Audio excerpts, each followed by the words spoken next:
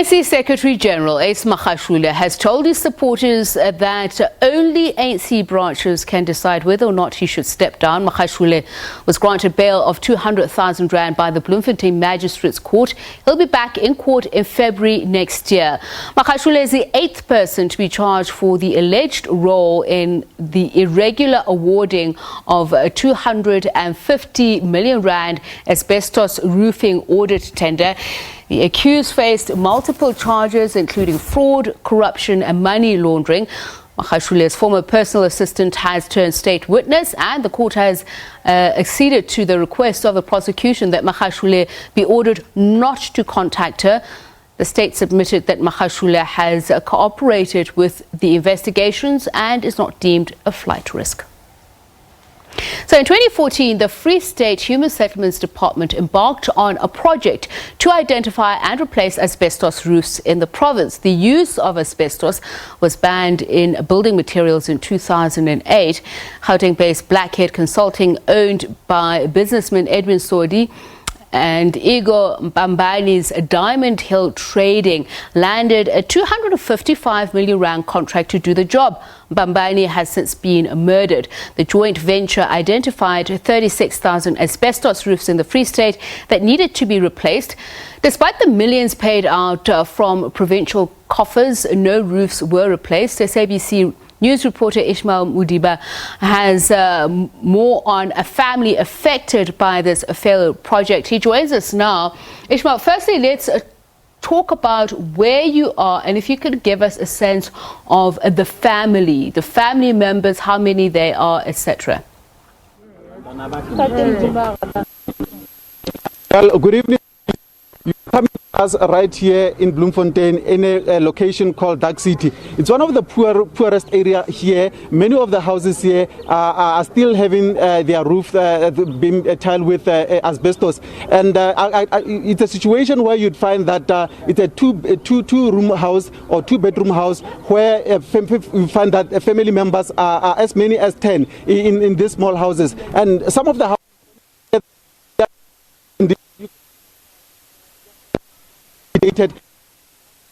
Okay, Ishmael, let me interrupt you and ask you to just try and repeat that. Unfortunately, we keep losing connection to you, but as the viewers can see, these are the houses that Ishmael is speaking about. So, Ishmael, go ahead. You say many of the houses two-roomed and as many as 10 people share this house. That is the situation, Tsepiso. And when we were here a month or so ago, many of the conditions in which they are saying that their health has been affected. Some of them were saying that when I spoke to one of the ladies that I'm going to speak to, that is Kidiboni Tinte, she related a story to say, look, right now I'm having flu and this is the time of corona. I'm not sure whether am I having flu or I'm having symptoms of corona, or is this the asbestos that is, and okay, I think we're going to have to try and reconnect with my colleague Ishmael Mudiba. And we continue looking at the families who've been affected by this. Let's now speak to somebody else who they've done studies, and that is the Benchmarks Foundation. David van Wyk joins us now. A very good evening to you, Mr. van Wyk. Thank you so much for joining us. So let's talk about South Africa itself, the history. Generally, the communities who live near mines, who have been situated there or have had asbestos roofs, do we know generally how widespread was it? How many are there? Well, I think that first and foremost, all the townships in South Africa were put under asbestos roofs. During the period of 1955 to 1965, people were moved out of white areas into townships, places like Sophiatown and so on, to places like Soweto. And when they were moved there, they were moved into houses with asbestos roofs. The history behind that is that the National Party Youth League wanted mines to be nationalized at the time, and the big mining companies went to the Prime Minister at the time and asked him, Malan, and asked him not to nationalize the mines. In return, they would support the development of Afrikaner mining, and they gave the Afrikaner mining companies, Gencor and so on, the asbestos mines, full knowing at the time that asbestos was dangerous. So you had the trade-off between the lungs of black working class people and the creation of a group of mining capitalists, so to speak, a kind of an empowerment program in the mining industry for Afrikaans mining companies.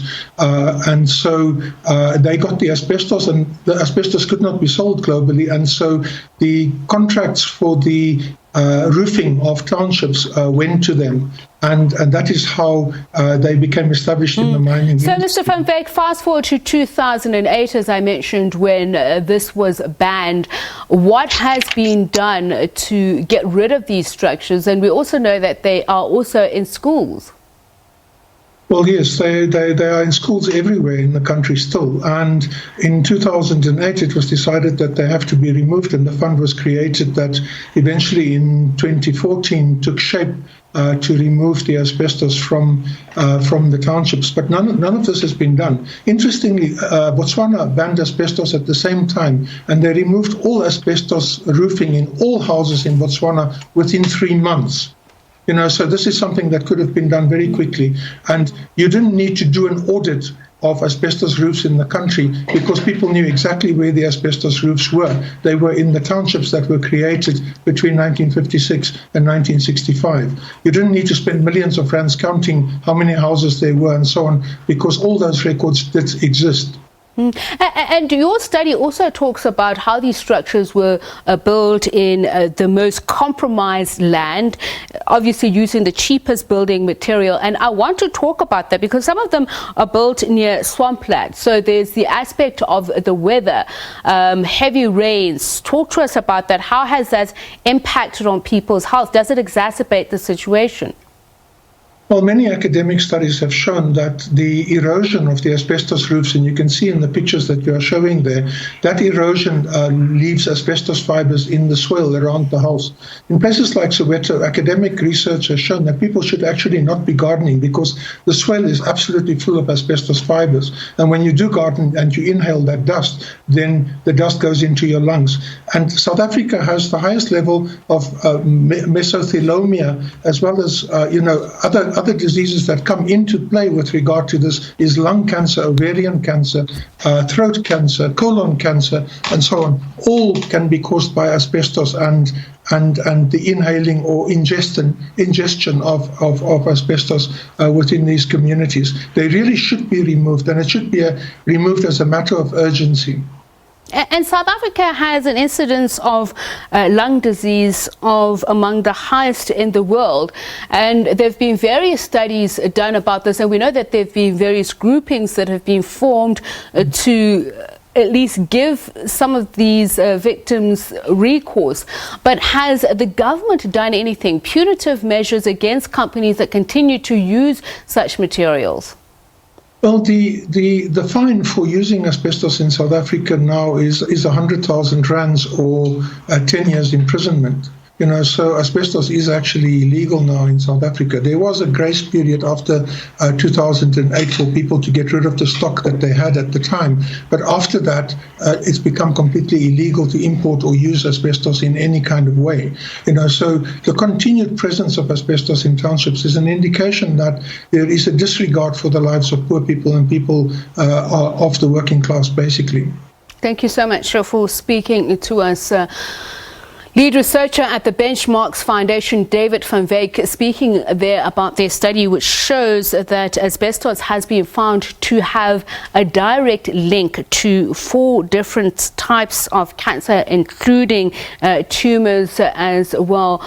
So, Ishmael Budibe, we go back to my colleague who is speaking to some communities who are affected. Ishmael, you are describing a family. We can see behind you the structure who were affected. Tell us a little bit more about them, and if you can also give us the ages of those who've been affected. Well, Tsepiso, we are talking about, family members. I'm talking about, parents and children as young as school-going children, and those who are still going to the crèche. Those are the people who are staying in these particular houses. And like I'm saying, like you'd find that they are living in overcrowded houses. But to take us more into this, I've got one of the community members, that is Kiriboni Tinte, who lives in one of the houses. Kiriboni, we were here sometime last month. We spoke about the challenges that we are having here with regard to the asbestos roof, and at that time you spoke about you want to see justice happening with regard to the work that was supposed to be done here, and it was not done. But we have seen recently that those who are responsible have been arrested and appeared in court, and even today the ANC Secretary-General Ace Magashule appeared in court. Maikutlo, how you are feeling? Ke ikutlwa ke kgotsofetse haholo ka se etsahetseng maelana le se ke se boneng se etsahala ho batho bana ba ileng ba etsa bobodu ka tlasa taba ya tjhelete tsa asbestos ene re phelang ka tlasa yona e maphelo rona a phelang ka tlasa yona. Ke kgotsofetse haholo ka taba ya justice baneng e tisitse letsoho ebile ke hona ntse ke tlo tisa letsoho. So ke kgotsofala ke batla e se ke thabela se ka eka ya hadisa letsoho ho feta moo re kgone re iphumana re phela ka tlasa marulelo a phethahetseng hobaneng ha hana jole tjena maphelo a rona ha a tsietsing. Nna ha isalo ho tloa ke dula tlasa marulelo ana ha ke phele hantle ho hang, even le no tjena ha ke phele hantle ho hang. Empa neng se etsahetseng tsatsing ho tloa nako e sa le justice e ntse ho ntse fungwanwa batho bana ba entseng tsena tsohle kaofela. Ke kgotsofetse haholo hobaneng ke bone hore mantsweng a ka a manga a ileng ampeya hore ke ememo ho na le se etsahetseng ha khutshwanyane e leng se ntseng se tlo etsahala ha lelelenyana. Ke kgotsofetse haholo ka se etsahetseng tate. That is Kiriboni Tinte, who has been living in this area for more than 10 years, or even more so, and she is saying that she is satisfied about what transpired in the recent weeks, where arrests have been happening throughout, where we have seen that those who are involved in the alleged embezzlement of funds that were supposed to change their lives. Yeah, she's saying she wants to see the law taking its course to end more those who are responsible to be arrested and prosecuted, and that she's saying that she feels that her life should have been improved because the current conditions are not good for her health and family members. And we have got to speak up to another member of the family just quickly. That is Busisiwe. Busisiwe, tell us with regard to the conditions here, your living conditions, and with regard to what transpired in court, the people have been arrested. You are feeling so far? Ndiyavuya mna ngoba umthetho uyidlalile indima yawo kwimpilo esiphilayo kule Dark City. I-Asbestos ziyasinethela xa kunetha siba nexhala ngoba imvula ziyanetha, iifurniture zethu ziyonakala. Xa kuzonetha funeka sitshintshe ifurniture, ifridge, intoni. Ndiyavuya xa umthetho uyidlalile indima yawo. That is Busisiwe, one of the community members here. She's saying she's pleased with the way things are moving with the justice, and that she's saying when it rains, it disturbs them because like rain comes in and they have to move their furniture, and it's not good living conditions as residents of Dark City here in Mangaung in Bloemfontein. Well, thank you very much, my colleague Ishmael Mudiba, who was speaking there to a family that's been affected by a lifelong prison, as they call it, living under asbestos sheet roofing, and we'll continue to look at this rights and recourse. What does the law say? How strong is the case that the NPA has built against the Secretary-General, and how will this impact on the party in general? That's coming up. Criminal lawyer Dian Oosthuizen speaks to us on this high-profile court case. Do stay with us.